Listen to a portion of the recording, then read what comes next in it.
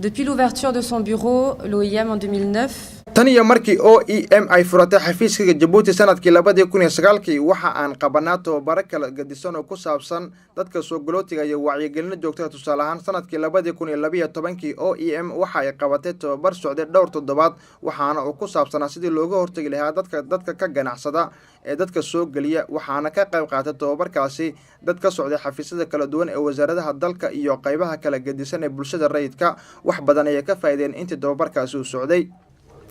kadib markii la dhaqan gashay xeerka caalamiga ee tirsigiisu yahay 133 sanadkii dhamaaday waxa aan qabanaa tababaro ku saabsan sidii loo sii xoojin lahaa sharciga. ujeedada ugu weyn ee tababarkan ayaa in sidii Djibouti ay u xoojin lahayd sharciga iyo sidii Djibouti ay uga qayb qaadan lahayd dadka lagu dhibaateeyay isla markaana dadka lagu helayna dadka ka ganacsadaan sidii sharciga loo horkeeni lahaa.